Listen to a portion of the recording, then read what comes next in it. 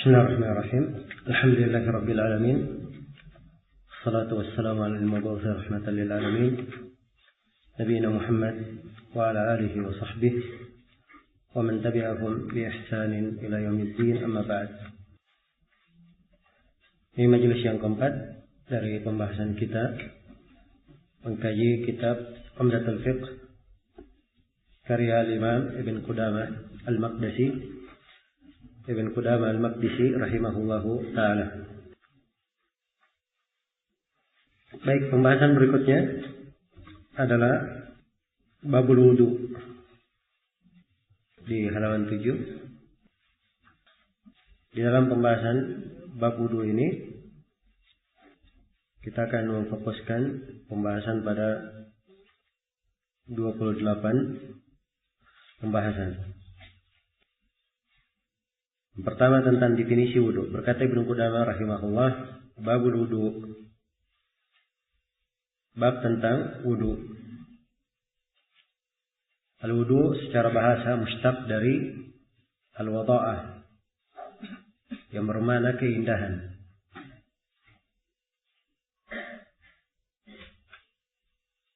Nah, secara istilah wudu adalah at-ta'abbudu lillahi azza wa jal bil ghasli wal mashi li a'dha'in makhsusah ala sifatin makhsusah. Wudu adalah beribadah kepada Allah dengan mencuci dan mengusap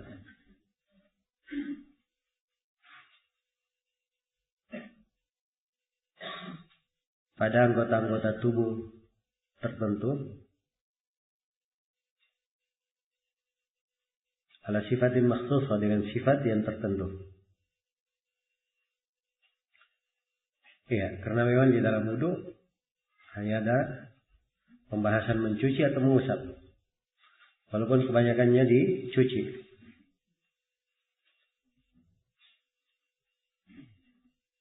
Dan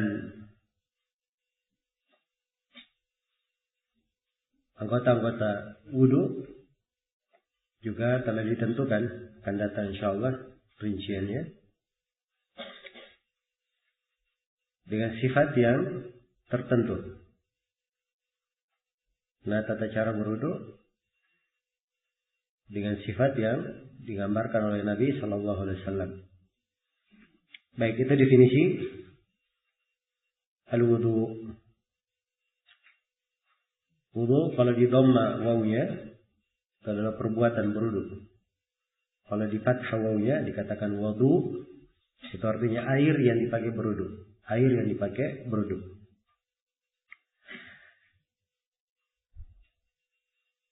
Baik, ini definisi wudu. Pembahasan yang kedua, kedudukan niat dalam wudu. Berkata Imam Ibnu Qudamah rahimahullah, "Wala yasihhul wudu'u wala ghairuhu minal ibadati illa ayyanwiyahu." Tidaklah syah wudu itu, dan tidak pula syah ibadah yang lain selain wudu, kecuali kalau dia niatkan. Ini penjelasan tentang syarat niat di dalam wudu. Ya, dan akan datang nanti penyebutannya. Sebagiannya menyebut syarat, sebagiannya menyebut fard.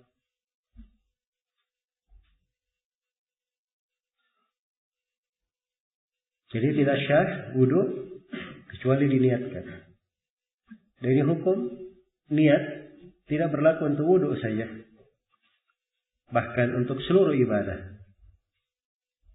Untuk seluruh ibadah. Liqauli Rasulullah sallallahu alaihi wasallam, berdasarkan sabda Rasulullah sallallahu alaihi wasallam, "Innamal a'malu binniyat wa innamal likulli imri'in ma nawa." Setiap amalan tergantung pada niatnya, dan setiap orang hanya mendapatkan sesuai dengan apa yang dia niatkan. Maka ini hadits pensyaratan tegas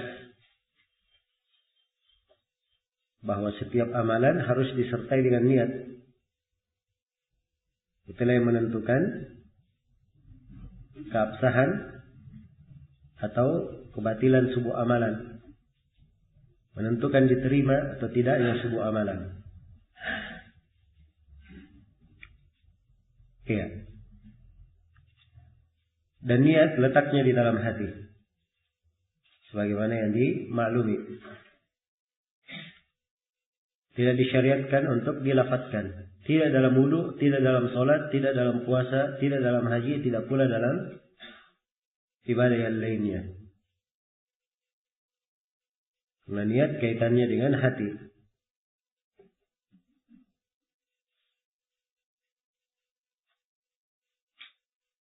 Dan ini adalah pendapat jumhurul ulama.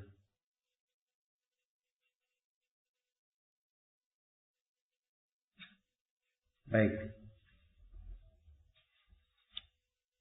Dan pembahasan niat ini tentunya dia adalah pembahasan yang perlu diuraikan dari banyak sudut. Ya sudah berlalu kemarin pembahasannya di pelajaran Daurah Qawaid Fiqhiyah. Poin dari penekanan di sini ingin ditetapkan oleh Ibnu Qudamah tentang syarat atau tentang kemestian niat di dalam wudu. Pembahasan yang kedua tentang tasmiyah ketika wudu. Kata beliau, "Tsumma yaqulu bismillah." Kemudian dia berkata bismillah. Kalau tasmiyah itu membaca bismillah sampai situ saja. Tasmiyah namanya. Kalau basmalah, bismillahirrahmanirrahim. Itu basmalah namanya. Ya. Jadi membaca bismillah. Membaca bismillah ini berdasarkan hadits la wudu'a liman lam yadhkur ismallahi alaihi. Tidak ada wudu bagi orang yang tidak menyebut nama Allah. Dan ini hadis diriwayatkan dari beberapa orang sahabat. Pada setiap jalan dari periwayatannya ada kelemahan. Hanya saja sebagian dari riwayat-riwayat itu bisa saling menguatkan. Karena itu hadis ini dihasankan oleh Syekh Al-Albani dan selainnya. Nah, kalimat la wudu'a, tidak ada wudu, silang pendapat para ulama. Di antara para ulama yang mengatakan bahwa tidak ada wudu berarti tidak syah wudunya, kecuali kalau dia membaca bismillah. Namun mengatakan tidak syah ini kurang kuat. Karena di dalam Al-Quranul Karim tidak disebut basmalah, hanya disebut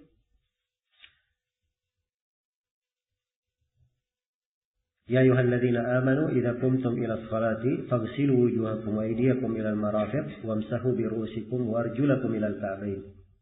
Wahai orang-orang yang beriman, apabila kalian hendak melakukan salat, cucilah muka-muka kalian, tangan-tangan kalian sampai ke siku, usaplah kepala-kepala kalian dan cucilah kaki-kaki kalian. Tidak disebutkan membaca tasmiyah. Karena itu hadits la wudu'a, tidak ada wudu, maksudnya di sini tidak ada wudu yang sempurna. Ya, jadi membaca basmalah itu bagian dari kesempurnaan wudu. Baik. Apakah dia wajib atau sunnah? Nah, ini yang menjadi pembahasan sebenarnya. Saya berikan pandangan umum di dalam menjelaskan mana wajib, sunnah, fard dan seterusnya di dalam masalah wudu. Bahwa kebanyakan ulama di pembahasan wudu mereka hanya membahasakan dua saja. Ada furudul wudu dan ada sunanul wudu. Kewajiban dalam wudu, fard, dan ada sunan dalam wudu. Iya. Dan fard di dalam wudu itu kadang mereka bahasakan Sesuatu yang sifatnya rukun dan wajib. Sesuatu yang kalau ditinggalkan batal wudunya, dan kadang kalau ditinggalkan tidak membatalkan wudu, tapi diwajibkan. Iya. Ini takdir yang dipegang oleh kebanyakan ulama. Kalau Imam Syaukani rahimahullah, kadang beliau membahasakan pada sebagian hal, beliau katakan ini wajib. Tapi tidak sampai membatalkan wudu kalau ditinggalkan. Karena memang datang dalam bentuk perintah. Ya, ini asal di dalam memahami kaidah, karena di pembahasan wudu ada ayat. Dan di ayat hanya disebutkan secara tegas 5 hal tentang kewajiban wudu. Mencuci muka, mencuci tangan, mengusap kepala, mencuci kaki, dan berurut. Iya, tidak disebut yang lain. Menunjukkan bahwa yang lain keluar dari mana? Kewajiban. Iya. Tapi memang iskal dari sisi ilmu usul fikih, karena asal dalam perintah bermakna wajib, sedangkan banyak dari perkara yang akan berlalu bersama kita ada perintah-perintah dan tidak ada yang memalingkannya dari kewajiban. Jelas ya? Maka di sini dasar di dalam memahami bahasa-bahasa ahli fikih memberikan hukum dan ketentuan tentang mencuci anggota-anggota wudu ini. Jadi membaca tasmiyah, kalau sampai ke derajat batal wudu tidak membaca tasmiyah, ini tidak, karena tidak disebut di dalam ayat. Namun kalau ada yang berpendapat wajib membacanya pada saat ingat, maka ini adalah pendapat yang bagus. Karena memang haditsnya menunjukkan penekanan kewajiban. Kata beliau, ya, selesai ya pembahasan tasmiyah. Ingat hanya membaca bismillah. Tidak disyariatkan di dalam pembahasan wudu seorang membaca bismillahirrahmanirrahim. Sebab nas hanya pada bismillah saja. Demikian pula pada makan hanya membaca bismillah. Sebab Nabi berkata, ya gulam samillah. Wahai anak muda, sebut nama Allah. Tasmiyah disebut. Hanya membaca bismillah. Demikian pula tidak disyariatkan di dalam penyembelihan seorang membaca bismillahirrahmanirrahim. Tapi dia hanya membaca bismillah, titik sampai situ. Ya. Itu yang warid. Dan ini di beberapa tempat ya dalam ibadah. Jadi lihat lafadznya. Dia membaca bismillah atau membaca basmalah. Membaca tasmiyah atau basmalah harus dibedakan. Ya, karena dasar dalam ibadah seorang terbatas pada nas yang warid. Iya. Kemudian pembahasan yang keempat tentang mencuci kedua telapak tangan. Kata Ibnu Qudamah rahimahullahu taala, iya. Wa yaghsilu kaffaihi salasan. Dan dia mencuci kedua telapak tangannya 3 kali. Ya, mencuci kedua telapak tangan ini sunnah dalam wudu menurut kesepakatan ulama. Diterangkan dalam hadits Utsman bin Affan riwayat Bukhari dan Muslim, diterangkan dalam hadits Abdullah bin Zaid riwayat Bukhari dan Muslim, diterangkan dalam hadits Ali bin Abi Thalib riwayat Ahmad, Abu Daud dan selainnya. Dan banyak lagi hadits menjelaskan tentang kesunnahan mencuci kedua telapak tangan. Dan kaf yang dimaksud adalah sampai ke siku. Telapak tangan sampai ke pergelangan tangan. Salasan, 3 kali. Akan datang nanti penjelasan bahwa mencuci anggota wudu sebanyak 3 kali itu hukumnya sunnah. Kadar wajibnya mencuci anggota wudu adalah 1 kali. Itu kadar wajibnya. Akan datang penjelasan dari Ibnu Qudamah. Pembahasan yang ke-5 seputar jumlah cucian pada anggota wudu. Itu tadi yang kita singgung ya. Bahwa secara umum ya, 3 kali itu adalah hal yang disunnahkan. Boleh 2 kali. Dan kadar wajibnya 1 kali. Dan boleh diselang-seling antara 2 dan 3. Karena itu juga ada di dalam hadits Abdullah bin Zaid riwayat Al-Bukhari. Nabi sallallahu alaihi wasallam mencuci mukanya 3 kali, kemudian mencuci tangannya 2 kali, mengusap kepalanya 1 kali, kemudian beliau mencuci kakinya 3 kali. Ini selang-seling. Iya. Adapun lebih dari 3 kali, ini akan datang pembahasannya nanti. Pembahasan yang ke-6 tentang berkumur-kumur. Kata beliau rahimahullah, "Tsumma yatamatmadu." Kemudian beliau berkumur-kumur. Ya, berkumur-kumur dalam wudu. Ini ada silang pendapat di kalangan ulama. Dari Imam Ahmad sendiri ada beberapa riwayat dari beliau. Dari riwayat beliau wajibkan kumur-kumur dan menghirup air. Dan ada riwayat beliau wajibkan menghirup air saja. Beliau katakan sunnah pada berkumur-kumur.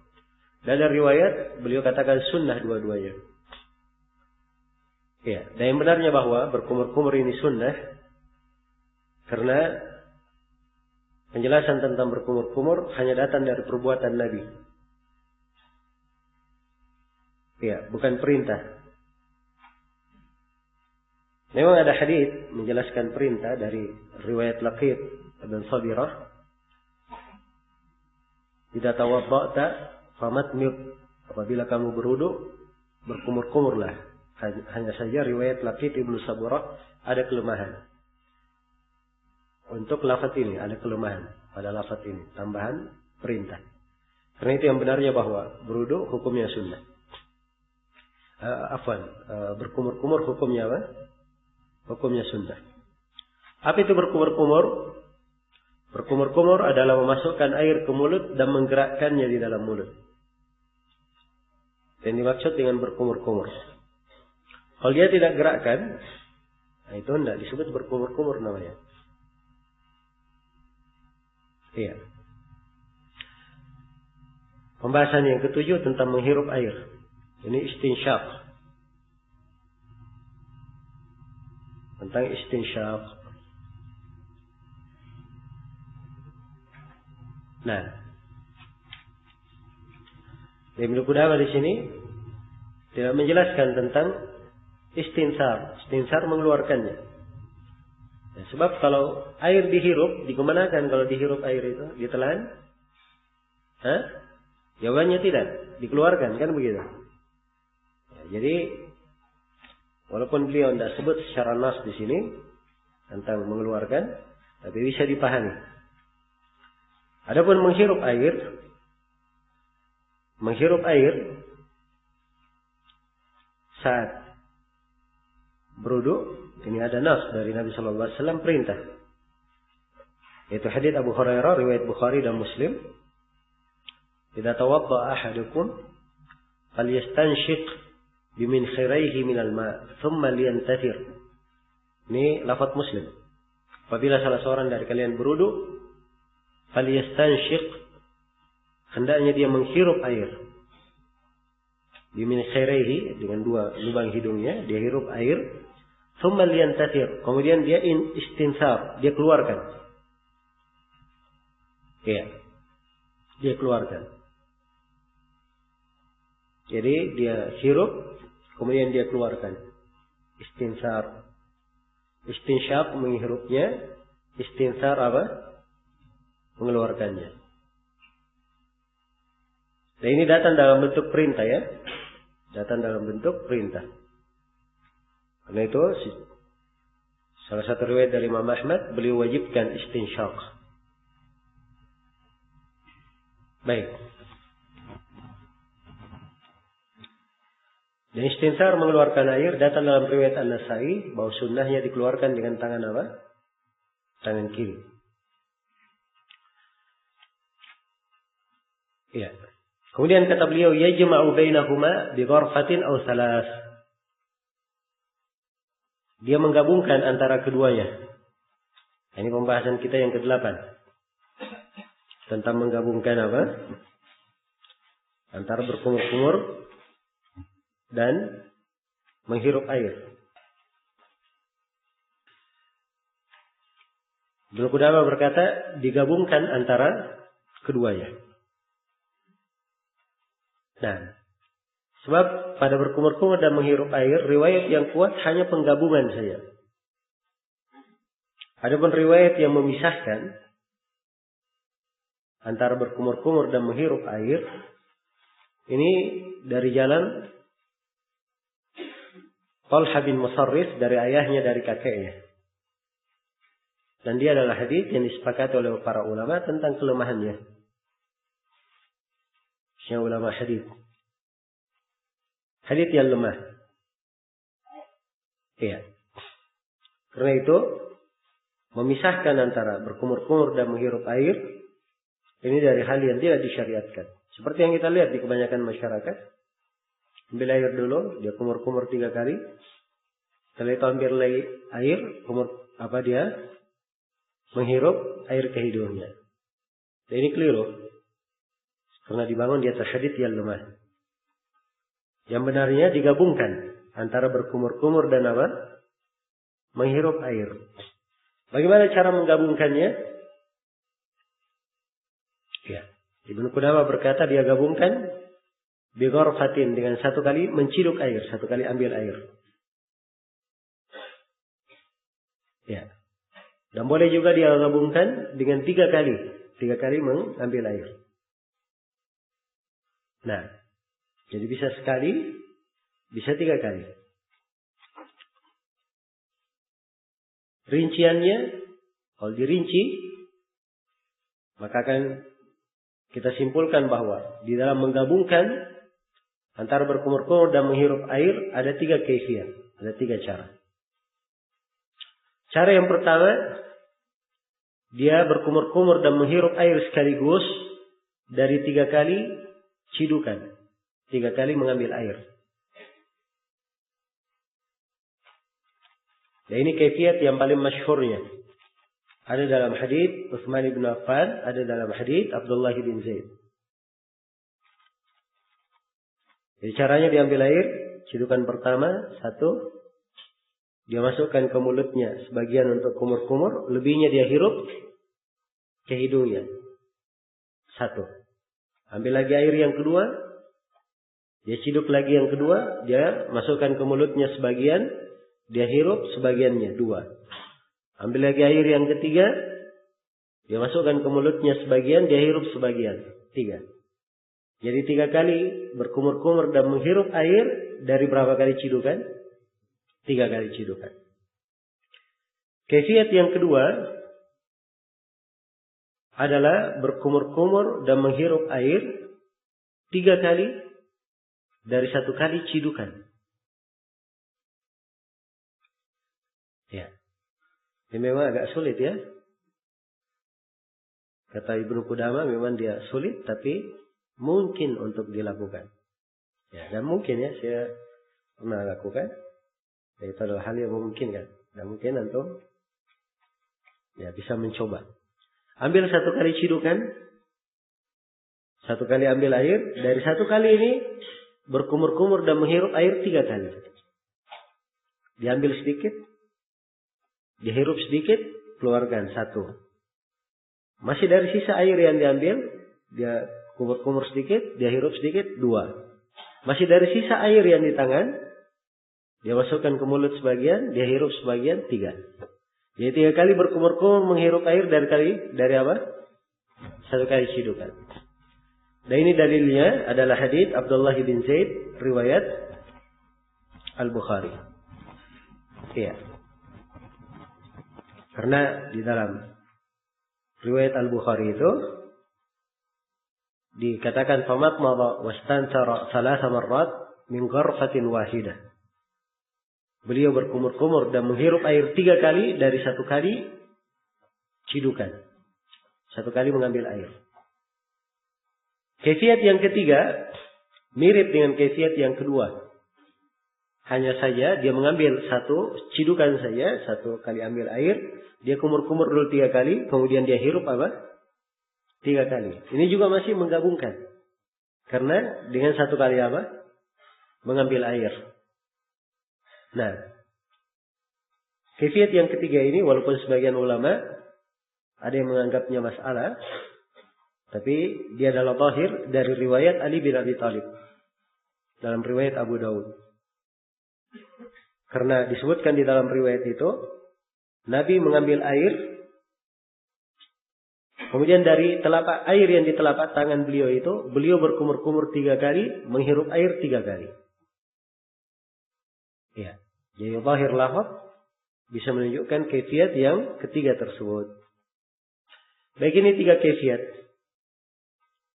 Nah, asalnya pada kaifiat ini yang dilakukan yang pertama, sebab itu yang masyhurnya. Itu yang terkenalnya. Hanya saja boleh dia selang-seling, dia ganti selang-seling. Nah, semuanya ada di dalam sunnah Nabi sallallahu alaihi wasallam. Baik. Pembahasan yang ke 9 jumlah penggabungan. Sudah kita terangkan ya bahwa penggabungan boleh apa? Dengan 1 kali menciduk air dan boleh dengan 3 kali. Ya, itu kalimat bi gharfatin au salasin. Sekali atau 3 kali. Kemudian pembahasan berikutnya kata penulis, pembahasan berikutnya tentang mencuci wajah sebanyak 3 kali. Kata Ibnu Qudamah rahimahullah,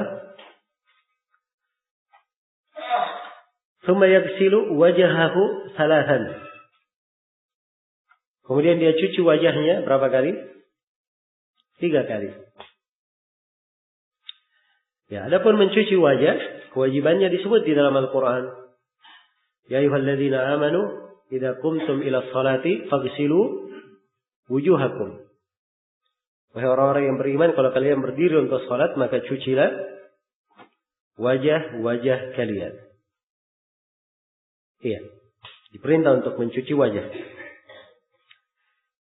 Dan mencuci wajah syah di dalam hadits Utsman bin Affan dan di dalam hadits Abdullah bin Zaid. Baik. Ini tentang kewajiban mencuci wajah. Kemudian pembahasan berikutnya batasan wajah yang dicuci. Baik, mencuci wajah wajib. Sampai mana? Apa wajah itu? Di mana batasannya? Ibnu Qudamah terangkan, min manabiti sya'rir ra's ila man hadara min al-lahyaini wad-dhaqn. Iya.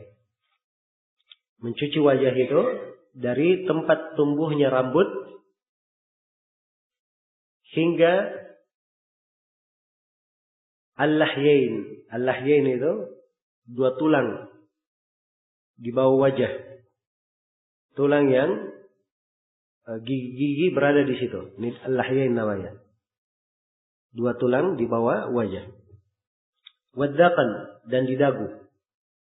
Ya, jadi tempat tumbuhnya rambut, dari tempat tumbuh rambut sampai ke dagu dan 2 tulang di sekitarnya. Jelas ya? Itu batasan wajah dari ukuran tingginya. Ukuran tingginya dari atas ke bawah. Kalau ukuran lebarnya dari kanan ke kiri, Ibnu Qudamah terangkan, wa ila usulil udunaini, sampai ke pokok telinga. Maksudnya dari telinga kanan ke telinga kiri. Pokok telinga yang dimaksud ini, cuping ini. Ya. Daging yang kecil yang tumbuh di ujung atau sebelum dalaman telinga. Cuping ya. Ya. Jadi dari kanan sampai kiri ini lebarnya. Atasnya dari tempat tumbuh rambut sampai kemana? Ke dagu dan 2 tulang yang berada di sekitarnya. Di bawah wajah. Nah, ini ukuran wajah. Ukuran wajah. Baik, rambut itu yang di mana yang dimaksud rambut? Ya. Rambut yang dimaksud adalah di ubun-ubun dan manhai al-jabhah. Ya, ini dua manha namanya. Pada ubun-ubun biasanya ada naik sedikit, kayak menggunung sedikit. Ya, pada 2 manha. Itu pada kebanyakan orang seperti itu. Jelas ya? Jadi yang diambil ada ukuran kebanyakan. Adapun kalau misalnya sebagian misalnya botak, ya rambutnya tidak tumbuh di ubun-ubun, tapi tumbuhnya dari tengah, ya. Atau misalnya ada yang rambutnya dia tumbuhnya di apa namanya, di dahinya. Karena sebagian orang rambutnya ke depan di dahi, sampai ke dahi, ya. Ini tetap dia cuci karena ukuran kebanyakan orang yang dihitung. Jelas ya, ukuran kebanyakan orang yang dihitung. Baik. Jadi ini tentang ukuran rambut. Apa ukuran wajah? Ukuran wajah. Ya. Segera jelasin ya. Kemudian pembahasan berikutnya tentang menyela-nyelai jari dan kaifiatnya. Pembahasan yang ke-12. Kata Ibnu Qudamah, wa yukhallilu lihyatahu in kanat kathifatan wa in kanat tasiful basharata lazimahu ghasluha. Kata beliau, dan dia mentakhlil, menyela-nyelai jenggotnya. Ya, menyela-nyelai jenggot ini adalah hal yang sunnah. Karena warid di dalam apa? Perbuatan Nabi sallallahu alaihi wasallam, datang dalam perbuatan Nabi. Diriwayatkan oleh Al-Imam At-Tirmidzi, Ibnu Khuzaimah, Ibnu Hibban dan selainnya dari Utsman bin Affan radhiyallahu anhu, anna Nabi sallallahu alaihi wasallam kana yukhallil lihyatahu. Adalah Nabi sallallahu alaihi wasallam, beliau menyela-nyelai jenggotnya. Iya. Beliau menyela-nyelai jenggotnya. Jadi ini tentang syariat menyela-nyelai jenggot. Ibnu Qudamah memberi rincian. In kanat kathifatan. Jadi kalau jenggot itu kathifah, jenggotnya lebat, ya, sulit untuk dia cuci wajahnya karena ada jenggot lebat, sulit dia cuci wajah, maka dia sela-selai. Tapi kata beliau, wa in kanat tasiful basyarah. Tapi kalau jenggotnya tipis, kelihatan kulitnya, tasiful basyarah, kulit kelihatan, lazimahu ghusluha. Dia wajib mencuci wajahnya seluruhnya. Jelas ya? Baik, ini rincian dari Ibnu Qudamah rahimahullahu ta'ala. Nah, dan di sini kita dihadapkan sebenarnya kepada dua hal. Hal yang pertama, ada kewajiban mencuci wajah. Dan wajah sudah dimaklumi batasannya. Iya. Yang kedua, tentang menyela-nyelai jenggot. Ada keringanan untuk menyela-nyelainya. Tapi apakah makna kalau disela-selai ditinggalkan mencuci wajah? Ya, jawabannya bahwa mencuci wajah adalah kewajiban. Sepanjang rambut itu tumbuh di sekitar wajah, di bagian wajah yang wajib dicuci, maka seorang wajib mencucinya, bukan menyela-nyelainya.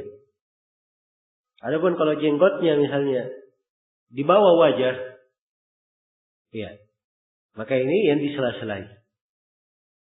Jelas ya? Dan para ulama ada silang pendapat tentang jenggot yang panjang, tapi asalnya dari wajah. Apakah dicuci atau tidak? Kalau dia bagian dari wajah misalnya, panjang ke bawah, dicuci atau tidak? Iya. Yang dikuatkan oleh Syekh Ibnu Utsaimin, hati-hatinya adalah dicuci. Dia ikut dicuci sebab dia tumbuh dari mana? Turun dari wajah. Dan kita ada kewajiban untuk mencuci wajah. Baik. Jadi ini secara umum tentang menyela-nyelai jenggot. Ya, dan kaifiat menyela-nyelainya ada dua cara. Menyela-nyelai jenggot. Yang pertama, diambil air. Kemudian dia letakkan air dari bawah jenggotnya, dia dorong ke atas sampai ke dagunya, kemudian dia sela-selai. Ya, dia dari bawah, dia dorong ke atas, kemudian dia sela-selai. Nah, kaifiat yang kedua diambil dari atas air, kemudian dia Selai-selai dari atas. Seperti orang yang menyisir jenggotnya. Ya, ini dua kaifiat. Bisa dipahami dari kata menyelai-nyelai jenggot. Dua kaifiat ini disebut oleh Syekh Ibnu Utsaimin rahimahullahu taala. Baik. Pembahasan berikutnya, bahasan yang ke-13 tentang mencuci kedua tangan hingga siku sebanyak 3 kali. Kata Ibnu Qudamah rahimahullah, "Tsumma yaghsilu yadayhi ila al-mirfaqaini salatan." Kemudian dia mencuci kedua tangannya sampai ke siku 3 kali. Ya, adapun mencuci kedua tangan sampai ke siku disebut dalam ayat Al-Qur'an. "Faghsilu wujuhakum wa aydiyakum ilal marafiq." Cucilah wajah-wajah kalian dan tangan-tangan kalian sampai ke siku. Sampai ke siku. Maka disebutkan siku ya di dalam ayat yang mencuci kedua tangan sampai ke siku. Dan 3 kali di sini, sebagaimana yang telah berlalu, ini sunnahnya 3 kali. Sebagaimana dalam hadits Utsman bin Affan. Iya. Dan di dalam hadits Abdullah bin Zaid ada 2 riwayat. Mencuci tangan. Ada riwayat 3 kali, ada riwayat 2 kali. Iya. Dikatakan mencuci tangan sampai ke siku. Ya. Siku ini masuk ke dalam, bukan batasan terakhir, tapi dia ikut bersama dengan tangan. Ya. Jadi kewajiban tangan yang dicuci, yang disebut dalam ayat, dari pergelangan tangan sampai ke mana? Ke siku, dan siku masuk darinya. Karena itu sunnahnya dilebihkan sedikit siku ini supaya dia masuk. Ya. Dan ini diterangkan dalam hadits Abu Hurairah riwayat Muslim. Karena Abu Hurairah memperagakan wudhu Nabi. Ya. Dan disebutkan bahwa Nabi berwudhu, beliau mencuci tangannya hatta asyra'a fil abad. Beliau mencuci tangannya sampai mulai masuk ke lengan. Jadi mulai masuk ke lengan, siku berarti apa? Lewat. Dan ini menguatkan pendapat ulama yang menafsirkan ila pada ayat dengan makna ma'a. Ila bermakna apa? Bermakna ma'a. Ya, karena ada 2 penafsiran di sini. Ada yang mengatakan ila bermakna al-ghaya, akhir. Dan ada yang berkata ila bermakna ma'a, bersama, ikut di dalamnya. Karena itu yang benarnya bahwa kedua siku masuk juga di dalam kedua tangan. Ya. Dan ini ditegaskan oleh Ibnu Qudamah rahimahullahu ta'ala. Iya. Ini di pembahasan yang keempat ya, apakah siku tergolong sebagai kedua tangan yang dicuci. Kata Ibnu Qudamah, wa yudkhiluhuma fil ghasli. Dia masukkan 2 siku ini dalam cucian. Ya, ini yang ditarjih oleh siapa? Ibnu Qudamah. Dalilnya itu tadi hadits siapa? Abu Hurairah riwayat Muslim. Thumma ghasala yadahu al-yumna hatta asyra'a fil abad. Kemudian beliau mencuci tangan kanannya sampai beliau mulai masuk ke lengannya. Mulai masuk ke lengan. Jadi kalau sudah mulai masuk ke lengan, meyakinkan bahwa siku ikut dia apa? Dicuci. Iya. Kemudian kata beliau rahimahullah, "Tsumma yamsahu ra'sahu." Kemudian ia mengusap kepalanya. Ini pembahasan yang keberapa? Bahasan yang ke-15 tentang mengusap kepala. Nah, bersama dengan mengusap telinga. "Tsumma yamsahu ra'sahu ma'al udhunaini." Kemudian beliau mengusap kepalanya bersama apa? Kedua telinganya. Yang mengusap kepala disebut dalam Al-Quran. "Wamsahu biru'usikum." Dan usaplah kepala-kepala kalian. Ya. Usaplah kepala-kepala kalian. Usap kepala artinya dia mengambil air. Tangannya dia basahi dengan air. Kemudian dia lewatkan di atas apa? Di atas kepalanya. Itu mengusap. Iya. Jadi kepala diusap. Dan ini tidak ada silang pendapat di kalangan ulama. Bagaimana dengan mengusap kedua telinga? Nah, ini ada silang pendapat. Dan yang benarnya bahwa kedua telinga hukumnya sama dengan kedua kepala. Karena telah syah dari Nabi sallallahu alaihi wasallam, beliau bersabda, al-udunani minar ra's. Kedua telinga adalah bagian dari kepala. Dan ini hadits dihasankan oleh Syekh Al-Albani di silsilah hadits as-sahihah. Iya. Jadi kedua telinga bagian dari kepala. Minar ra's. Apa maksud dari hadits ini, al-udunani minar ra's? Sebagaimana kepala hukumnya wajib, demikian pula kedua telinga hukumnya apa? Wajib. Sebagaimana kepala diusap, demikian pula telinga di apa? Diusap. Sebagaimana air yang dipakai mengusap kepala, itu pula air yang dipakai mengusap apa? Telinga. Karena itu mengusap kepala bersambung. Iya. Mengusap kepala bentuknya bagaimana? Bersambung. Iya. Dengan mengusap telinga. Jadi ambil air, dia usap kepalanya dari depan, ya. Dari ubun-ubun, dia mundurkan ke belakang, mendekati tengkuknya, kemudian dia balik lagi ke depan. Setelah itu langsung dia masukkan tangannya kemana? Ke telinga. Dua telunjuknya ke dalam telinga dan ibu jarinya mengusap kupingnya. Iya. Itu cara mengusap kepala. Ada sebagian ulama yang berpendapat bahwa telinga diambilkan air sendiri. Jadi usap kepala, setelah itu diambil air lagi mengusap apa? Telinga. Hanya saja dasarnya dari hadits yang lemah. Dari hadits yang lemah. Karena itu yang benarnya bahwa telinga ikut bersama kepala. Iya. Dia ingat ya bahwa di dalam mengusap kepala ini tidak ada mengusap ubun-ubun, tidak ada mengusap tengkuk. Iya. Tidak ada mengusap tengkuk di belakang. Sebab mengusap tengkuk itu ya, hanya di dalam hadits yang lemah.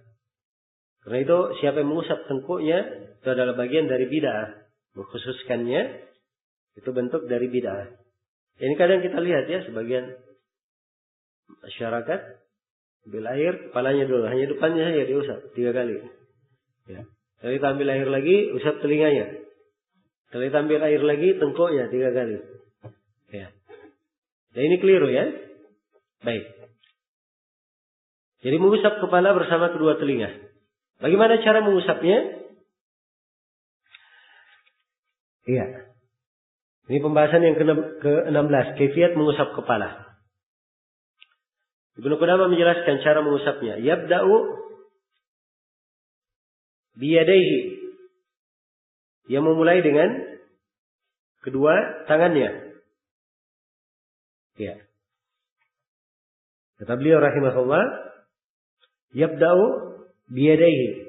Di sebagian cetakan yabda'u biyadihi. Dia mulai dengan tangannya.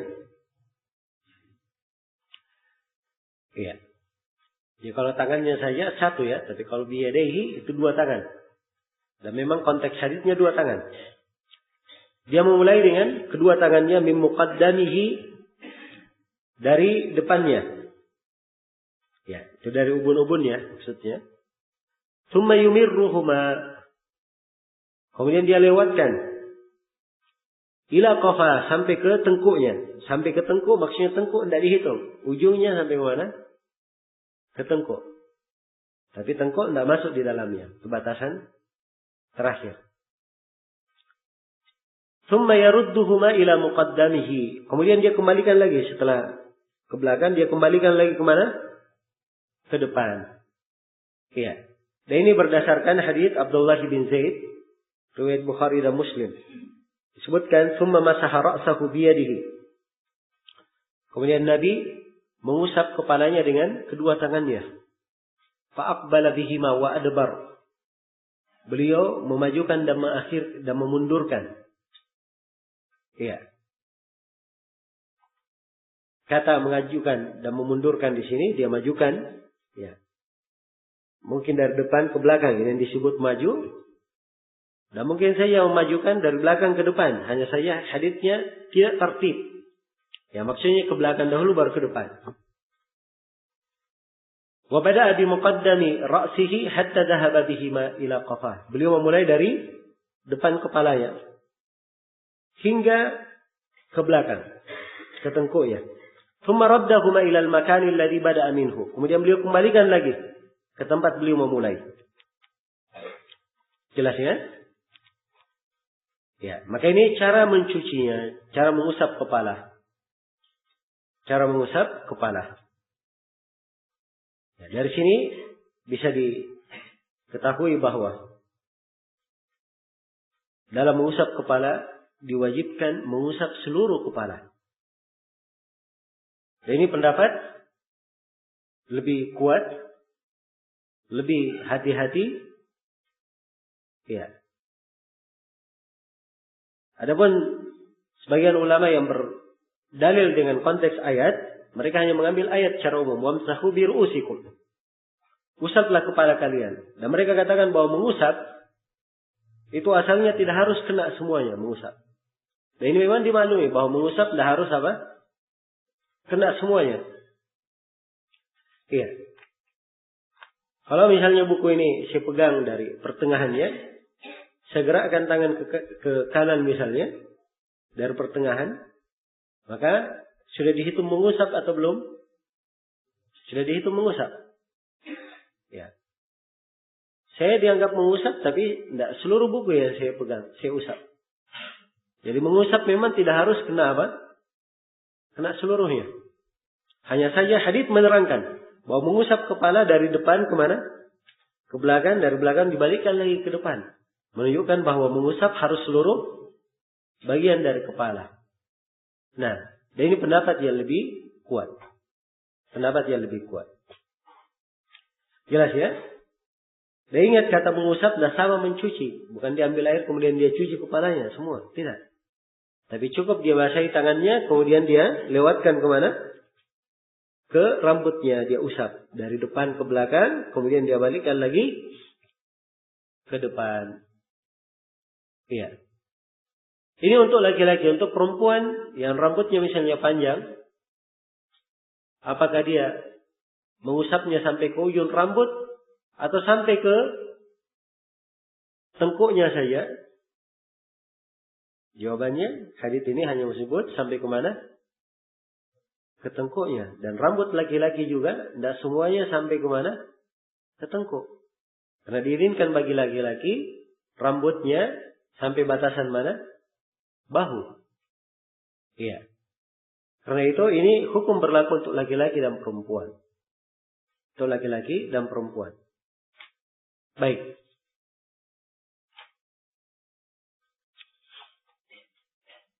Kemudian mengusap kepala itu tidak diterangkan di sini oleh Ibnu Qudamah berapa jumlahnya. Ya. Tidak disebut 3 kali ya. Yang lainnya disebut 3 kali. Sini beliau diamkan. Karena memang mengusap kepala hanya berapa? Hanya 1 kali saja. Ada riwayat mengusap kepala 2 kali. Ada riwayat mengusap kepala 3 kali. Tapi riwayat-riwayatnya ada kelemahan. Yang benarnya bahwa mengusap kepala hanya sekali saja.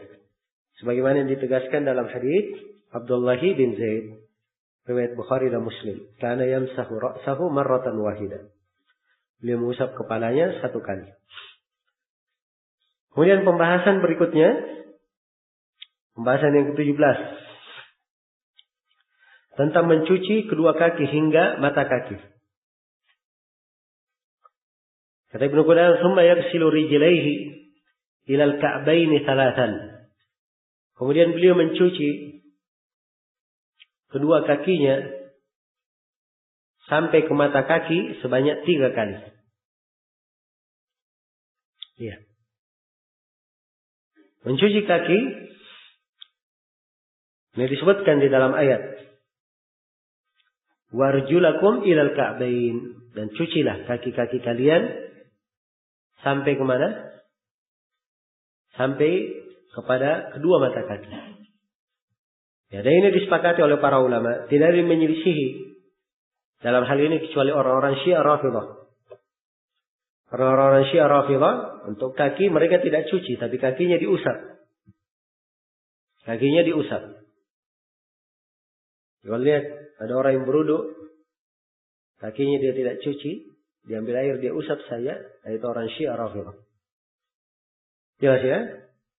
Adapun orang yang mengenal sunnah, kaki itu dicuci. Kaki dicuci. Nah, dan Nabi pernah berteriak dengan suara yang paling keras terhadap para sahabat yang tidak mencuci tumitnya. Beliau berkata, wailul lil aqabi minan nar. Celakalah tumit-tumit dari api neraka. Karena tidak dicuci kakinya. Karena itu kaki wajib dicuci. Iya. Baik, sampai kemana dicucinya? Sampai kepada kedua kaki. Dan ini pembahasan berikutnya ya. Iya. Apakah mata kaki tergolong ke dalam cucian atau tidak? Jawabannya Ibnu Qudamah berkata, wa yudkhiluhuma fil ghusli. Kedua mata kaki dimasukkan dalam apa?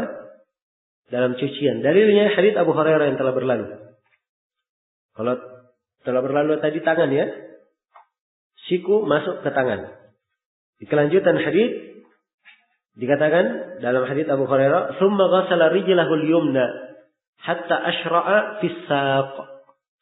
Kemudian Nabi mencuci, kemudian Abu Hurairah, ya ini Abu Hurairah memperagakan wudunya Nabi ya. Kemudian Abu Hurairah mencuci kaki kanannya sampai beliau mulai masuk ke betisnya. Ya kalau kaki mulai masuk ke betis, kira-kira mata kaki lewat atau tidak? Jawabannya pasti lewat. Ya karena itu kedua mata kaki dimasukkan dalam cucian. Nah, baik. Selesai sudah ya pembahasan tentang mencuci kedua kaki. Nah, kemudian pembahasan berikutnya ya tentang menyela-nyelai jari jemari. Kata beliau rahimahullah, wa yukhallilu asabi'ahuma, dan dia mentakhlil, menyela-nyelai jari jemari kedua kakinya.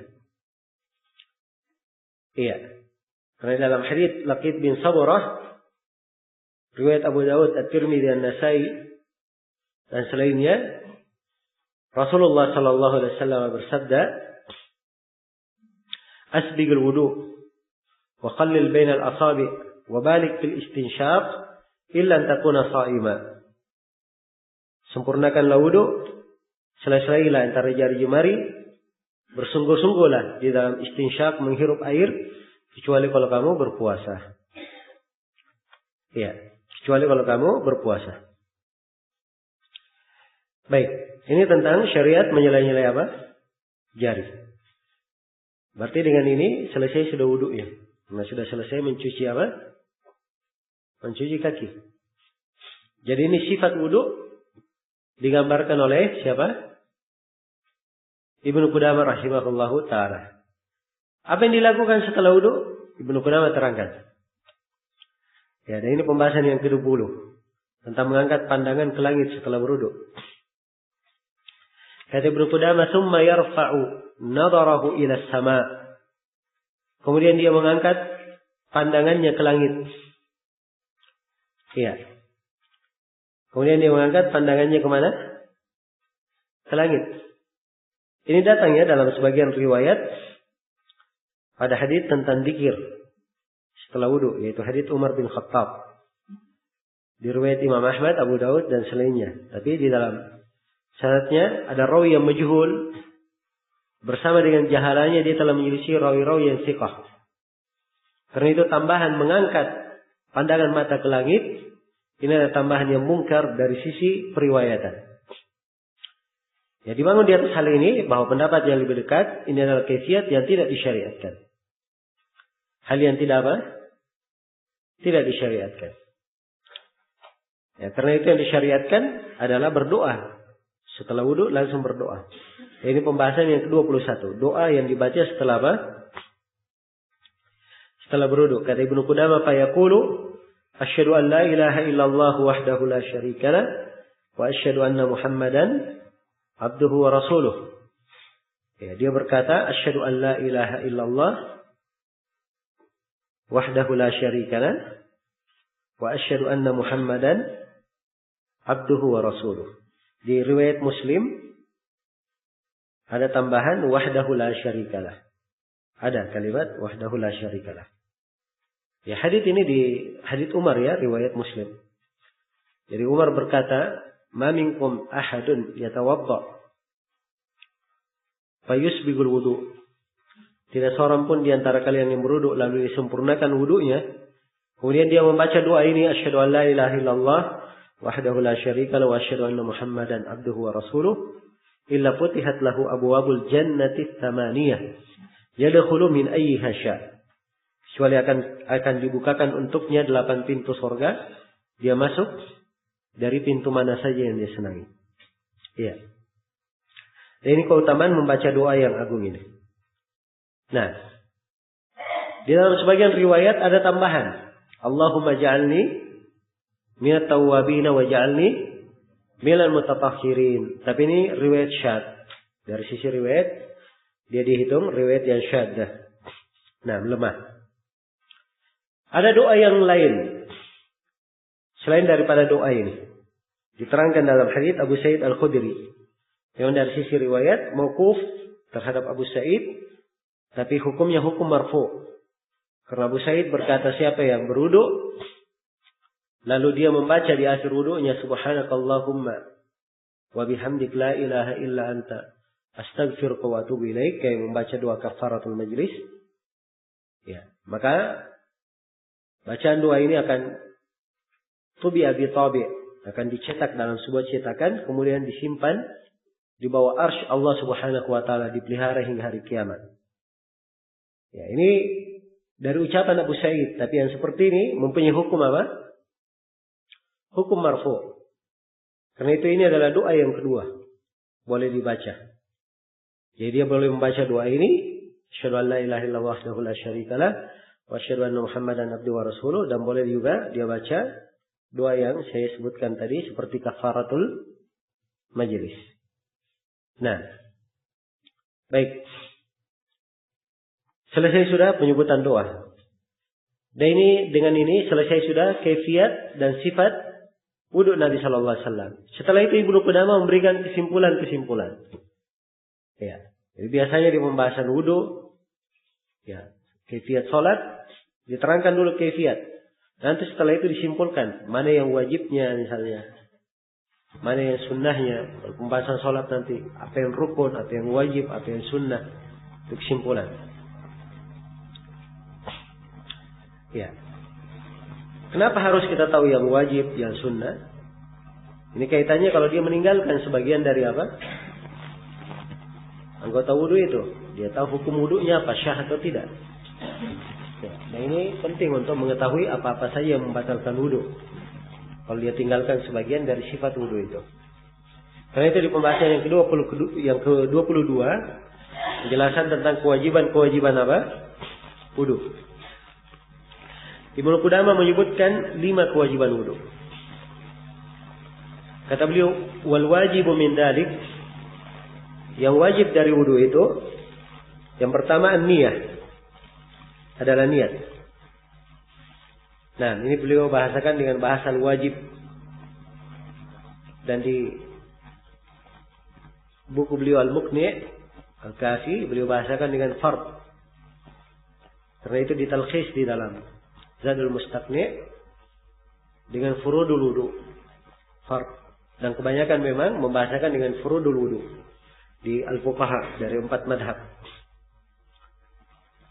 Yang wajib dari hal itu, apa yang wajib dari sifat wudu itu? Yang pertama niat. Iya. Yang pertama adalah apa?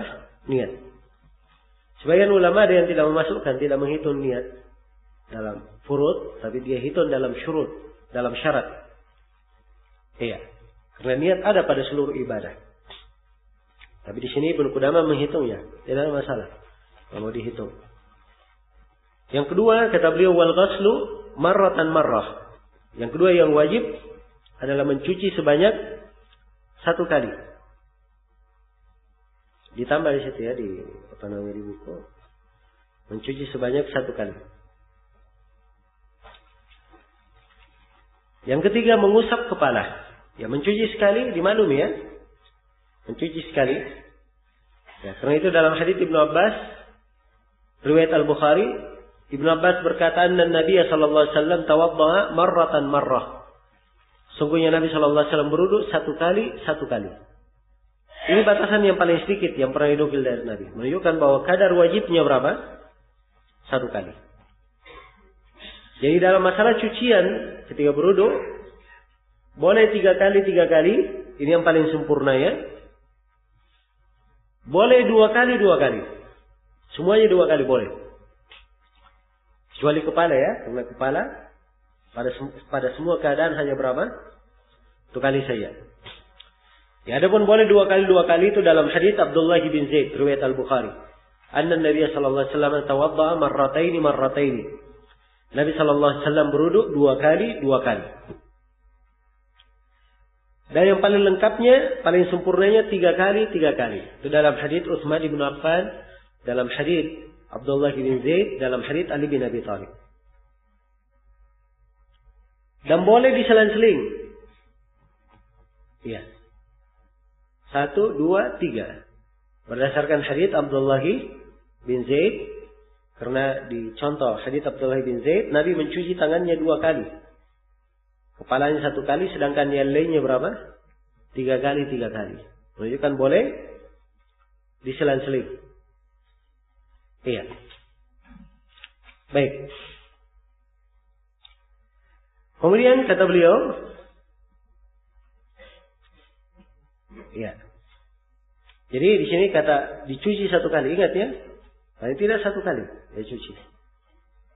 Iya. Karena itu kalau misalnya seorang ada halangan di badan, ada yang melekat di anggota wudu yang wajib dicuci, harus dia singkirkan, dia keluarkan. Iya. Kalau misalnya ada cat yang tidak bisa menembus kulit, dia bersihkan dahulu. Atau misalnya menempel tetesan lilin, ya, tetesan lilin itu menghalangi air menembus kulit. Dan semisal dengan itu dibersihkan. Adapun kalau seperti hinna, ya, ukiran dengan hinna ini tidak ada masalah. Sebab hinna itu masih menyentuh apa? Menyentuh kulitnya. Kalau menyentuh kulit tidak ada masalah. Baik. Demikian pula hiasan yang biasa dipakai di tangan perempuan. Kalau misalnya masih menyentuh kulit, masih masuk ke kulit, tidak apa-apa. Tapi kapan menghalangi air ke kulit, ini bertentangan dengan kewajiban mencuci. Artinya wajib dicuci walaupun sekali. Iya. Kemudian kata beliau rahimahullah, setelah menjelaskan mengusap kepala, ya. Beliau sebutkan mencuci 1 kali ya, sebanyak 1 kali. Setelah itu beliau katakan, ya, ma khalal kaffaini, selain daripada apa? Selain daripada kedua telapak tangan. Ya, karena telapak tangan hukum mencucinya apa? Sunnah. Ya, kalau dia tidak dicuci, ya tidak ada masalah. Baik.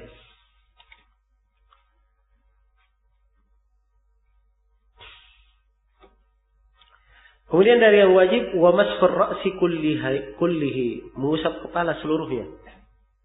Ini dari kewajiban, mengusap kepala seluruhnya. Iya.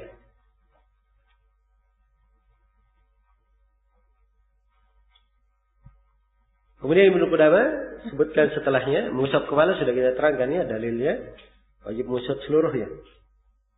Hadits Abdullah bin Zaid. Nah, kemudian beliau berkata, wa tartibul wudu ala ma dzakarna. Ini kewajiban berikutnya, mentartib. Ya, kita lihat ya ke tertib, kemudian terakhir nanti beliau sebutkan tentang al-muwalah. Di sini Ibnu Qudamah tidak menyebut mencuci tangan, muka, mencuci muka, tangan, mengusap kepalanya, mencuci kakinya. Sebab ini sudah dimaklumi ya. Sudah dimaklumi. Ya, karena itu kalau saya bahasakan dengan bahasa lain, sebagai kesimpulan mungkin ya, bahwa hal yang wajib dicuci itu dalam wudu terbagi dua. Yang pertama ada yang disepakati oleh para ulama wajib dicuci. Yang kedua ada silam pendapat di kalangan ulama wajib dicuci atau tidak. Yang dia disepakati ada 4. Dan disebut dalam ayat, ya ayyuhalladzina amanu idza qumtum ila sholati faghsilu wujuhakum wa aydiyakum ilal marafiq wamsahu bi ru'usikum wa arjulakum ilal ka'bayn. Ada 4 yang wajib dicuci, tidak ada silam pendapat. Yang pertama mencuci muka. Yang kedua mencuci tangan sampai ke siku. Yang ketiga mengusap kepala. Dan yang keempat apa? Mencuci kaki. Ya. Selain daripada 4 ini, itu ada silam pendapat. Karena itu niat ada silam pendapat. Orang-orang Hanafiyah tidak mengharuskan niat. Demikian pula tartib, ada silam pendapat dalam mengurut. Walaupun benar bahwa yang benarnya wajib. Demikian pula muwalah, ada silam pendapat. Iya. Jelas ya? Demikian pula apakah harus digosok atau tidak? Karena mencuci mungkin saja dituangkan, tidak harus digosok.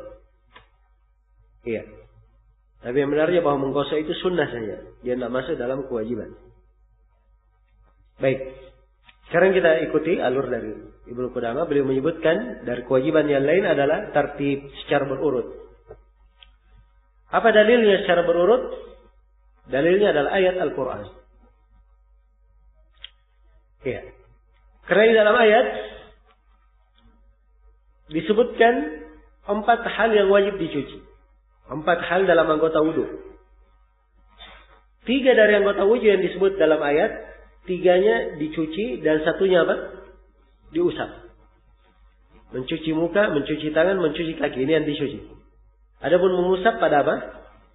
Pada kepala. Iya. Kalau dari sisi susunan keindahan bahasa, kalau ingin diurut, harusnya mencuci, baru apa? Mengusap. Tapi ternyata dalam ayat tidak. Mencuci, mengusap, mencuci. Mencuci muka, mencuci tangan, mengusap kepala, kemudian mencuci apa? Kaki. Jadi masukkan mengusap antara mencuci. Karena memang ini urutan wajib. Tidak boleh diakhirkan, tidak boleh diwajibkan. Karena itu dipahami dari sini tentang wajibnya apa? Tertib. Ini yang pertama dari ayat. Yang kedua, tidak diketahui dalam hadits Nabi ada yang menyelisih tertib. Kecuali dalam satu hadis, yaitu hadis Al-Miqdam ibn Ma'di Karib, di mana disebutkan diakhirkan berkumur-kumur dan menghirup air setelah mencuci tangan. Di tangan dicuci sampai siku, setelah itu baru disebutkan berkumur-kumur dan apa? Menghirup air. Tapi ini hadis riwayat yang mengakhirkan ini adalah riwayat yang syadz dari sisi riwayat, dia lemah. Ya, jelas ya. Andai kata kuat, maka yang diakhirkan di sini bukan urutan yang wajib, tapi itu berkumur-kumur dan menghirup air, bukan merupakan rukun dari wudu, tapi dia di pembahasan yang lainnya. Jelas ya? Baik, jadi secara umum mentertib benar bahwa tertib itu hukumnya adalah wajib. Ya, dan ini yang benar. Ini pula pendapat Imam Syafi'i yang dikuatkan oleh Syekhul Islam Ibnu Taimiyah rahimahullahu taala. Kemudian kewajiban yang kelima yang disebut oleh Ibnu Qudamah di sini adalah al-muwalah. Ya, biasanya kalau di penyebutan pilar-pilar pembahasan saya sebutkan tentang, itu artinya ada rincian. Kadang berbeda dengan apa yang disebut oleh Ibnu Qudamah. Ya. Tentang muwalah. Apa itu muwalah? Ibnu Qudamah terangkan definisinya. Kata beliau, ya. Kata beliau, wa an la yuakhira ghasla udwin hatta yanshifa ma qablahu. Jadi cetakan diperbaiki sedikit ya. Yanshifa dengan ma dipisah ya, harusnya dipisah. Yanshif ma qablahu. Tidak boleh mengakhirkan mencuci bagian badan, bagian wudu, anggota wudu sampai sebelumnya itu kering. Jadi mualah itu harus bersambung. Ya, bagaimana ukuran bersambungnya? Kalau dia cuci tangan, ya, setelah itu langsung dia berkumur mengharap air, langsung dia mencuci muka. Setelah mencuci muka, langsung dia mencuci apa? Tangan ke siku. Jangan dia mencuci tangan ke siku, mukanya sudah kering airnya. Kalau dia berwudu, dia sudah cuci muka. Setelah itu pergi ngopi dulu, cerita sama tamunya 1 jam. Nah, setelah itu balik lagi, dia sambung, langsung mencuci tangan. Nah, ini namanya tidak apa? Tidak mualah. Ya, tidak mualah. Nah, dan mualah ini dipandang wajib oleh Ibnu Qudamah di sini, rahimahullahu taala. Dan memang ini adalah pendapat di kalangan orang-orang Malikiyah, yang dikuatkan oleh Syekhul Islam Ibnu Taimiyah. Ya, dan memang dari sisi hati-hatinya, pendapat tentang kewajiban mualah mungkin itu lebih indah, lebih bagus. Nah, ada hadis yang dijadikan sebagai dalil di sini, yaitu hadis Umar bin Khattab radhiyallahu taala anhu. Tentang ada orang yang berwudu dan dia tinggalkan, ya, di kakinya seperti lam'a, ya, lingkaran kecil di kakinya tidak kena air. Maka Nabi berkata, irji' fa ahsin wudu'ak. Kembalilah kamu, perbaiki wudu'mu. Ini hadits Umar ya. Diriwayatkan oleh Imam Muslim. Ada kritikan dari sisi riwayat di kalangan al-Khuffaf yang benarnya mauquf terhadap Umar. Dan ada riwayat yang lain dari Khalid bin Ma'dan, dari sebagian sahabat, riwayat Imam Ahmad. Hanya saja di dalam sanadnya ada Baqiyah ibn Walid, mudallis. Iya. Walaupun di riwayat Khalid bin Ma'dan lebih tegas dari sebagian sahabat ini. Dikatakan annahu ra'a rajulan, bahwa Nabi melihat seorang lelaki yusalli wa fi dhahri qadamaihi lum'atu qadra dirham lam yusibhu al-ma'. Dan di punggung kakinya ada seperti lum'ah, lingkaran kecil sekadar 1 dirham, tidak kena air. Fa'amarahu Nabi sallallahu alaihi wasallam ay yu'idal wudu was shalah. Maka Nabi perintah dia untuk mengulangi wudu dan mengulangi apa? Mengulangi salat. Di sini perintah mengulangi, menunjukkan wajib bersambung. Andai kata tidak wajib bersambung, maka oleh Nabi harusnya diperintah untuk apa? Mencuci kaki saja. Cuci kaki, setelah itu lanjutkan salat. Ya. Tapi karena ini sudah tidak bersambung, maka diperintah berwudu dari awal. Tapi haditsnya lemah ya, haditsnya lemah. Nah, baik. Kalau digabungkan antara seluruh riwayat, ya mungkin saja bisa diambil mana penghasanannya, walaupun sebagian lafaz ini perlu pendukung dari riwayat yang lainnya. Ya karena itu tentang mualah ini, ya apa saya simpulkan tadi bahwa hati-hatinya itu dimasukkan ke dalam golongan yang wajib dicuci. Karena para ulama menyebutkan bahwa wudu itu adalah satu bagian yang tidak terpisah. Walaupun syah dari Ibnu Umar bahwa beliau memandang tidak wajib mualah, beliau pernah berwudu di pasar, belum mengusap kakinya, sebab beliau pakai sepatu. Kemudian beliau berjalan, begitu beliau mau masuk masjid, baru beliau ambil air, kemudian mengusap kaki. Baru beliau ambil air, kemudian mengusap kaki. Nah, baik. Ala kulli hal bahwa al-mualah ini letak apa namanya? Silam pendapat juga di kalangan para ulama. Ibnu Qudamah di sini menghitungnya sebagai hal yang wajib. Iya. Sebagai hal yang wajib. Selesai sudah ya penjelasan tentang kewajiban-kewajiban wudu. Kemudian Ibnu Qudamah akan menjelaskan hal-hal yang disunnahkan. dalam wudu. Kata beliau wal masnunu fil wudu at-tasmiyah. Yang disunahkan dalam wudu yang pertama membaca apa? Baca tasmiyah. Ini sudah berlalu ya. Ya, kalau ada yang mengatakannya wajib, maka itu di kadar yang tidak membatalkan wudu. Nah, sudah kita terangkan makna ini. Kemudian yang kedua mencuci kedua telapak tangan. Kata Ibnu Qudamah wa ghaslul kaffaini. Nah, ini tidak ada silang pendapat di kalangan ulama. Kemudian berikutnya kata Ibnu Qudamah rahimahullah wal mubalagha fil madmadha wal istinshaq illa yakuna sha'ima. Ya. Ini kedua dan ketiga ya. Atau ketiga dan keempat yang disunnahkan. Bersungguh-sungguh dalam berkumur-kumur dan beristinsyaq. Apa beristinsyaq kecuali bagi orang yang berpuasa. Kata beliau bersungguh-sungguh dalam berkumur-kumur dan menghirup air istinsyaq kecuali bagi siapa yang berpuasa. Dan ini sudah berlalu. Kita baca dalam hadits Laqit bin Sabirah. Kemudian kata beliau, ya, dan ini sunnah yang kelima, menyela-nyela jenggot. Wa takhlilul lihyah.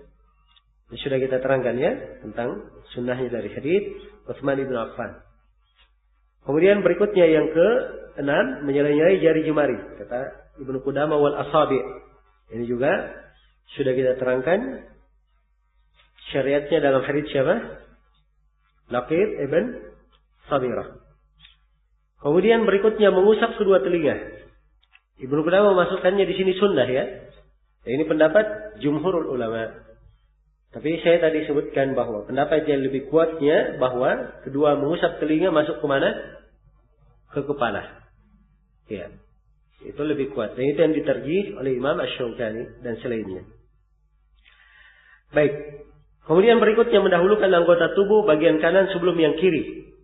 Kata Ibnu Qudamah, wa ghaslul mayamin qabla al-mayasir, mencuci yang kanan-kanan sebelum yang kiri-kiri. Jadi anggota wudu yang berpasangan, yaitu tangan dan kedua kaki, didahulukan yang kanan kemudian apa? Kemudian kiri. Ini pendapat kebanyakan ulama tentang sunnahnya, bahkan sebagiannya menukil kesepakatan. Tapi Ibnu Hazm menjelaskan bahwa bukan sunnah, hukumnya wajib malah kalau Ibnu Hazm. Iya. Dan memang pendapat tentang kewajiban tidak bisa dikatakan sebagai pendapat yang lemah. Karena tidak diketahui dalam sepotong riwayat pun Nabi SAW membalik atau mendahulukan kiri sebelum yang kanan. Yang ada dalam riwayat didahulukan kanan kemudian apa? Kemudian kiri. Nah, walaupun pendapat jumhur atau sebagiannya menukil kesepakatan, pendapat sunnahnya itu mungkin adalah pendapat yang lebih kuat. Tapi pendapat yang mengatakan wajib ini juga perlu dipertimbangkan. Baik. Kemudian dari sunnah berikutnya mencuci sebanyak 3 kali. Kata Ibnu Qudamah wal ghaslu salatan. Ini sudah kita terangkan ya. Dan pendalilannya dalam hadits Utsman bin Affan serta hadits Abdullah bin Zaid. Kemudian Ibnu Qudamah berpindah menjelaskan hal-hal yang makruh dalam wudu. Ini pembahasan kita yang ke-24. Hal-hal yang makruh dalam wudu. 2 hal yang makruh dalam wudu disebut oleh Ibnu Qudamah di sini. Iya. Yang pertama menambah dengan melebihkan kadar air yang disunnahkan. Dengan melebihkan kadar yang disunnahkan. Menambah melebihi kadar yang disunnahkan. Baik, kata Ibnu Qudamah rahimahullah, wa tukrahu ziyadatu 'alaiha. Makruh menambah di atas 3. Nah, dan makruhnya di sini sifatnya apa? Makruh bermana karahat tanzih atau karahat tahrim. Ya, yang benarnya di sini bermana tahrim. Bahkan sebagian ulama bermana mengatakan itu bid'ah. Iya. Ini kalau tambahannya tidak diperlukan. Misalnya seorang dia sudah cuci tangannya 3 kali. Begitu selesai mencuci tangan 3 kali, ternyata dia lihat ada halangan di tangan yang tidak menembus air tadi. Dia lepaskan halangannya, kemudian dia cuci yang keempat kali. Ini boleh atau tidak? Jawabannya boleh, sebab di sini untuk menyempurnakan kewajiban, tidak ada masalah. Iya. Tapi kalau dia menambah lebih dari 3 kali tidak ada keperluan, nah ini yang datang dari Nabi Shallallahu Alaihi Wasallam larangannya. So, larangannya agak tegas ya. Ya. Di dalam hadits yang diriwayatkan oleh Imam Ahmad, Abu Daud, An-Nasai dan selainnya, ya, dari jalan Amr bin Shu'aib dari ayahnya dari kakeknya Abdullah bin Amr bin Auf, seorang Arabi datang kepada Rasulullah bertanya tentang wudu. Dikatakan dalam hadits itu fa'arahu salasan. Maka Nabi memperagakan wudu 3 kali. Kemudian Nabi bersabda, hadzal wudu, ini wudu. Faman zada ala hadza faqad asaa wa ta'adda wa zalam. Siapa yang menambah lebih daripada ini, dia telah berbuat isaah, berbuat jelek, wa ta'adda melampaui batas, wa zalam dan berbuat zalim. Perhatikan 3 hukum. Pertama, berbuat jelek. Kenapa? Karena menyelisih sunnah. Ta'adda melampaui batas. Karena batasan yang ditetapkan dalam sunnah hanya berapa? 3 paling banyak. Zalam, dia berbuat kezaliman. Sebab zalim itu meletakkan sesuatu bukan pada tempatnya. Ya. Dan ini bukan pada tempatnya. 3 sifat. Jelas ya? Karena itulah tidak dibenarkan adanya tambahan tersebut. Iya. Ini adalah hal yang dibahasakan oleh Ibnu Qudamah di sini sebagai perkara yang makruh. Bahkan kalau menurut Ibnu Qudamah, ya menurut Ibnu Taimiyah rahimahullah, iya, itu adalah bid'atun wa dhalalatun, sebuah bid'ah dan kesesatan. Nah, dan itu beliau anggap sebagai was-was ya. Dianggap oleh Syekhul Islam Ibnu Taimiyah sebagai was-was dalam wudu. Yang melebihi 3, seakan-akan orang yang was-was. Kemudian hal yang makruh yang kedua adalah berlebihan dalam menggunakan air. Kata Ibnu Qudamah, wal israfu fil ma. Makruh berlebihan menggunakan air. Ya, karena itu Nabi Shallallahu Alaihi Wasallam beliau berwudu dengan 1 mud. Ya, dengan 1 mud. Dan beliau sendiri dalam sebuah hadits yang dihasankan oleh sebagian ulama, beliau bersabda, sayakunu fi ummati qaumun ya'taduna fit tuhur wad du'a. Akan datang nanti di tengah umatku satu kaum berlebihan dalam bersuci dan di dalam doa. Nah, baik, ini hal-hal yang makruh, 2 hal yang makruh. Setelah menjelaskan 2 hal yang makruh, Ibnu Qudamah berpindah menjelaskan tentang siwak. Iya. Kata beliau, wa yusannu siwak, disunnahkan siwak. Pembahasan yang ke-25 tentang siwak dan definisinya. Siwak itu apa?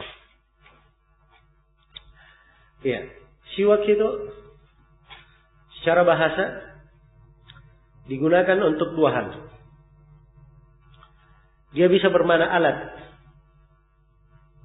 Kayu siwak yang biasa dipakai bersiwak. Yang kedua, penggunaan yang kedua, siwak bisa bermakna perbuatan al-fi'l, yaitu perbuatan istiyaq, dia bersiwak, membersihkan giginya. Nah, jadi ini definisi siwak secara bahasa dan kaitannya secara syar'i sangat erat sekali. Karena memang penggunaan siwak itu 2 macam. Boleh dia memakai batang kayu siwak dan boleh dia bersihkan giginya. Ya, kalau membersihkan gigi tidak harus dia pakai batang kayu siwak. Boleh pakai sikat gigi seperti yang dipakai oleh kebanyakan orang sekarang ini. Dan boleh juga dia memakai yang lainnya. Jelas ya? Baik. Siwak secara umum adalah hal yang disunnahkan. Hal yang disunnahkan. Baik, kita tadi definisi siwak secara bahasa ya. Karena itu dalam cara istilah, para ulama yang definisikan siwak, mereka katakan siwak itu adalah berbersih menggunakan alat atau yang semisalnya. Iya. menggunakan alat ataupun apa semisalnya untuk menghilangkan bau di mulut atau yang semisal dengan itu. Baik, itu yang disebut dengan nama siwak. Kesunahan siwak adalah hal yang dimaklumi. Di sini Ibnu Qudamah rahimahullah akan menjelaskan tempat-tempat sunnah siwak itu disunnahkan. Ya. Kata beliau, wa yusannu siwaku inda taghayyuril fam. Disunnahkan siwak ketika mulut berbau. Ya, ini tempat yang pertama, siwak disunnahkan. Ketika mulut apa? Berbau. Ya, kalau ada perubahan pada mulut atau gigi menguning, ya, ini masuk di dalamnya. Nah, dan dalil tentang hal ini adalah hadits Aisyah, ya, riwayat Imam Syafi'i, Ahmad, An-Nasai dan Ibnu Hibban. Rasulullah bersabda, siwaku mataharatun lil fam mardatul lirrabb. Siwak itu adalah pensuci mulut dan hal yang membuat Allah ridha. Nah, ini dari keutamaan bersiwak ya. Salah satu sebab datangnya keridhaan Allah. Iya. Dia mensucikan mulut. Karena mensucikan mulut boleh bermakna menghilangkan bau, dan sebagian ahli fikih menambah inda istiralul asnan, ketika gigi menguning. Baik. Ini semuanya tercakup dalam hadis. Tempat yang kedua, saat bangun dari tidur. Kata Ibnu Qudamah, wal qiyamu minan naum. Ketika bangun dari apa? Dari tidur. Iya. Dan ini tidur yang dimaksud di sini, tidur apa, malam atau tidur siang? Malam atau siang? Ya, kalau Ibnu Qudamah tidur semuanya dia. Ya bebas ya. Dari mana antum kasih dalil dia? Ibnu Qudamah maunya apa? Malam. Ya. Tapi kalau memang di dalam hadis, kalau kita periksa hadisnya ada dua. Ada hadis yang menunjukkan malam, ada hadis yang menunjukkan tidur mutlak. Ya. Hadis yang menunjukkan malam itu adalah hadis Hudzaifah, riwayat Bukhari dan Muslim. Karena Nabi sallallahu alaihi wasallam idza qama min al-laili yashusu fahu bis-siwak. Adalah Nabi sallallahu alaihi wasallam kalau beliau berdiri di malam hari, beliau menggosok mulutnya dengan siwak. Yashusu, asyaus, ini menggosok dengan keras, ya. Yang menunjukkan bahwa di dalam menghilangkan itu harus ada keseriusan. Ada keseriusan dalam membersihkan. Nah, ini di malam hari. Ada riwayat yang kedua dari hadits Ibnu Umar, dikeluarkan oleh Imam Ahmad, Abu Dawud At-Tayalisi dan Abu Ya'la. Syaratnya sahih. Anna Nabi sallallahu alaihi wasallam la yanam illa was-siwaku indahu. Wa idza istayqadha bada'a bis-siwak. Adalah Nabi sallallahu alaihi wasallam itu tidak tidur kecuali siwak berada di sisinya. Kalau beliau bangun, awal kali yang beliau mulai adalah apa? Bersiwak. Iya, awal kali yang beliau mulai adalah bersiwak. Ini tidur umum ya, sebab dikatakan tidaklah beliau tidur kecuali siwak berada di mana? Di sisinya. Iya. Dan ini pembahasan siwak ini secara umum menunjukkan perhatian Islam terhadap kebersihan dan perhatian Islam terhadap hubungan antara sesama manusia. Seorang dengan keluarganya, terhadap anak-anaknya, terhadap tetamunya, kawannya. Sebab di kondisi yang seperti ini tentunya hubungan dengan manusia akan lebih bagus. Iya, dan ini dijaga ya oleh Rasulullah sallallahu alaihi wasallam. Nah, maka mengamalkan sunnah itu hal yang indah, hal yang bagus. Ya, selain dari berpahala juga ada manfaat dari sisi keduniaan di belakangnya. Kemudian dari tempat yang ketiga yang disebutkan oleh Ibnu Qudamah disunnahkan siwak. Kata beliau wa inda shalah, dan ketika salat. Ketika hendak mengerjakan salat. Untuk tempat yang ketiga Ibnu Qudamah sebutkan hadis Liqauli Rasulullah sallallahu alaihi wasallam, "Laula nasyqa ala ummati la amartuhum bis-siwak 'inda kulli shalah." Andai kata tidak memberatkan umatku, saya akan perintah mereka untuk bersiwak setiap kali salat. Jadi subhanallah, andai kata tidak memberatkan umat, siwak ini mau diwajibkan oleh Nabi. Diwajibkan oleh Nabi tiap kali apa? Tiap kali salat. Tapi karena Nabi khawatir memberatkan umatnya, beliau jadikan sebagai hal yang apa? Sangat disunnahkan. Ya, dan ini menunjukkan bahwa agama kita dibangun di atas kemudahan. Dan ini diantara dalil kaidah dari 5 kaidah pokok dalam fikih al-masyaqqah tajlibu taysir atau al-masyaqqah sababun lit taysir.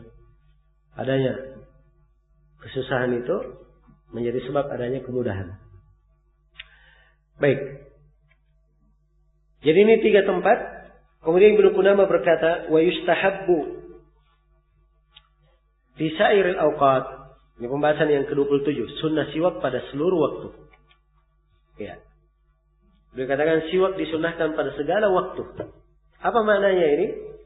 Maknanya bahwa siwak itu disunnahkan pada segala waktu. Dan 3 sunnah yang disebutkan sebelumnya, itu tempat lebih disunnahkan lagi. Jadi asalnya bersiwak pada segala keadaan adalah apa? Adalah sunnah. Iya. Tapi pada 3 tempat yang disebutkan tadi itu lebih apa? Lebih disunnahkan lagi. Baik. Kita akan bahas beberapa tempat yang siwak lebih disunnahkan. Ibnu Qudamah sudah sebutkan berapa? 3. Ya, kalau kita rinci dari uraian yang saya terangkan tadi, semuanya sudah menjadi 5. Tempat sunnah siwak lebih disunnahkan. Yang pertama, ketika mulut berbau. Ada perubahan pada mulut. Yang kedua, ketika gigi menguning. Yang ketiga, ketika bangun dari tidur malam. Yang keempat, bangun dari tidur secara mutlak. Siang juga tidur di mana saja. Yang keempat, yang kelima, ketika apa? Salat. Sampai yang keenam, ketika berwudu. Dan ini sebenarnya maksud pembahasan di sini.